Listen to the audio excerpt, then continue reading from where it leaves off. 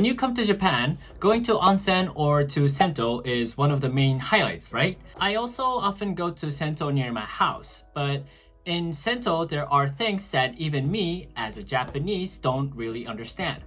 So let me share that today. I'm Hira, a Japanese living in Japan, sharing contents of things in Japan even Japanese don't understand. Okay, let's go. There might be people who don't know what Sento is, so first let me explain. Well, Sento is basically a public bath that has a big bathtub and lots of shower heads and has a big picture of Mount Fuji.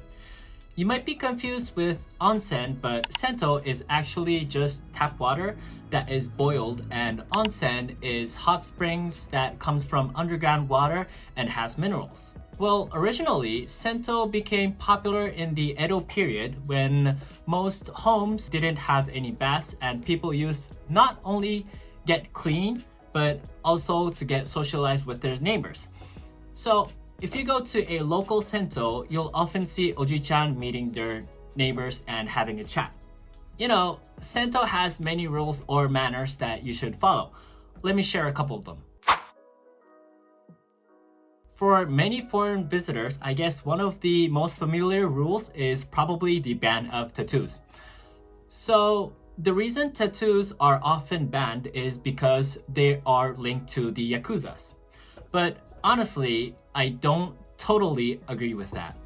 I mean, yeah, if someone has a full back tattoo, it might be a bit shocking, but if it's just on their arms or their legs, especially if they are a foreigner, I personally don't think it's a big deal.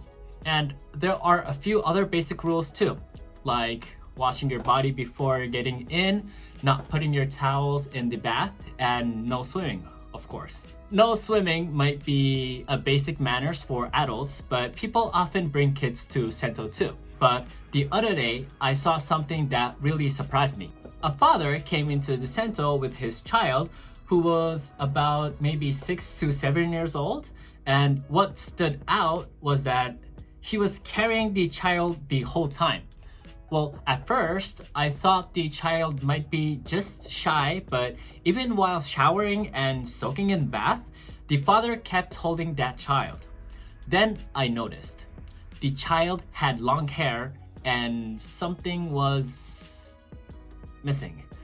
That's when I realized that when she was a girl. You know, it seems that he was holding her to cover her body, but I'd never seen anything like that before, so it really caught me off.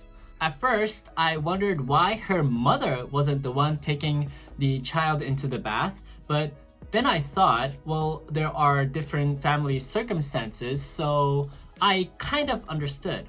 But even though it was a child, I couldn't shake the discomfort of the situation, having a person of the opposite sex in a completely naked situation. So I decided to look up if anyone had same thoughts as me in Japan, and I found out that there are rules for kids that 7 and under years old can go to whichever bath.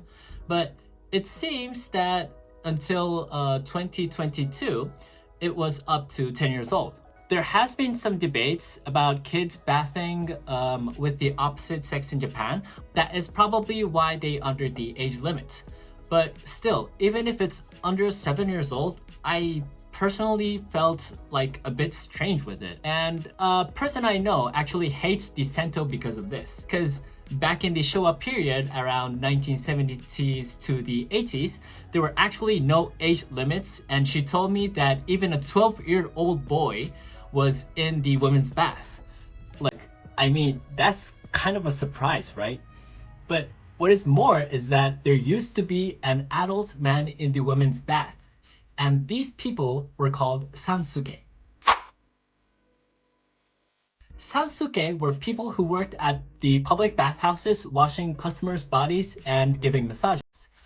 Apparently, they existed since the Edo period when Sento began, but there were still some around 2013. Apparently, the handsome Sansuke are actually very popular and they often received general tips.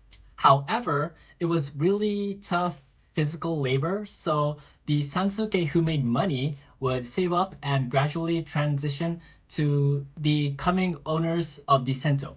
Eventually, they disappeared from their original role. Well, I know that it's an old tradition, but I was really surprised to learn about that. And I wondered if some kind of these kind of roles existed in ancient Rome because they also have a strong bathing culture, but it seems like they didn't. So I guess the fact that men can be present in the women's bath area without being considered strange might be something unique to Japanese culture. From what I found on Google, it seems like in some countries, men and women take a sauna in the same room being naked. But I'm actually really curious if this is a normal thing or not. If you're still watching this video, thank you so much, and please let me know in the comments what kind of public bath or sauna culture your country has. I really want to know if this is only in Japan or not. I'll be introducing these Japanese custom and behaviors, the things in Japan even Japanese don't understand. If you enjoyed this video, please consider subscribing to my channel. Alright, so I hope to see you in the next video. それではまた次の動画でお会いしましょう。またね